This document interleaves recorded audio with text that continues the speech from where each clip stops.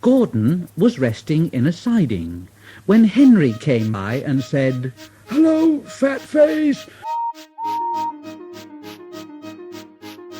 Gordon was furious. What cheek! What cheek! That Henry is too big for his wheels. Fancy speaking to me like that. To me! To me, who has never had an accident. Never, ever had an accident. Percy was a bit puzzled. "Oh, but Gordon, aren't jammed whistles and burnt safety valves accidents?" No, indeed, they are not accidents. Not accidents. They're just high spirits. I mean, it might happen to any engine. But to come off the rails, well, I ask you, is it right? Is it decent, It was Henry's turn to take the express. Gordon watched him getting ready. Better be careful, Henry. You're not pulling the flying kipper now, you know. Mind you keep to the rails today, won't you, fat face! And Henry went on his way. But Gordon didn't care. He yawned and went off to sleep.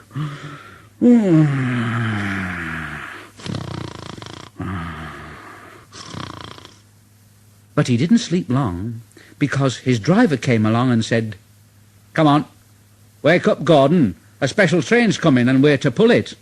Special train? Is it coaches or trucks? "It's trucks." Oh, trucks. I don't like trucks. They lit Gordon's fire and oiled him ready for the run. The fire was sulky and wouldn't burn, but they couldn't wait, so Edward pushed him onto the turntable to get him facing the right way. Gordon grumbled like anything. "I won't go, I won't go, I won't go." Edward said, "Don't be silly, don't be silly, don't be silly." Gordon tried hard, but he couldn't stop himself being moved. At last he was on the turntable. Edward was uncoupled, and Gordon's driver and fireman jumped down to turn him round. The movement had shaken Gordon's fire. It was now burning nicely and making steam. But Gordon was cross and didn't care what he did. He waited till the table was halfway round, and he said, I'll show 'em. I'll show 'em." And he moved slowly forward. He only meant to go a little way, just far enough to jam the table and stop it turning as he'd done once before. But he couldn't stop himself, and he crashed through the side of the turntable, and he slipped and slithered down a bank into a ditch. His wheels churned around in the mud.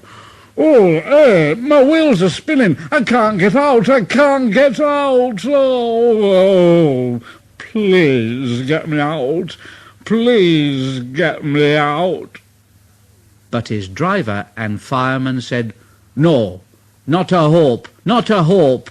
You're stuck, you silly great engine, you silly great engine.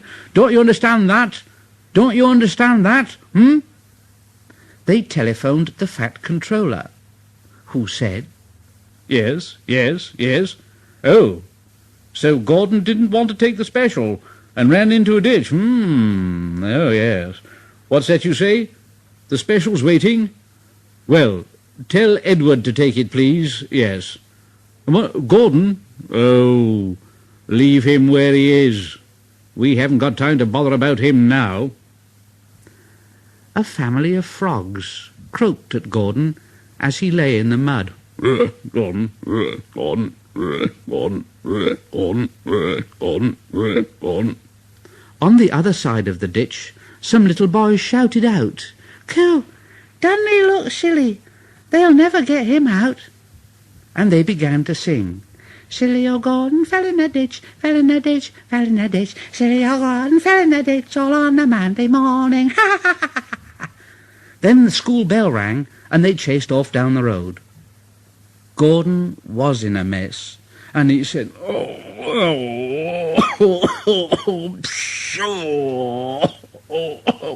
Ooh! And he blew away 3 tadpoles and an inquisitive newt. And Gordon lay in the ditch all day long, and he was very, very unhappy. Oh dear, I shall never get out. I shall never get out. But that evening they brought floodlights. Then, with powerful jacks, they lifted Gordon and made a road of sleepers under his wheels to keep him from the mud.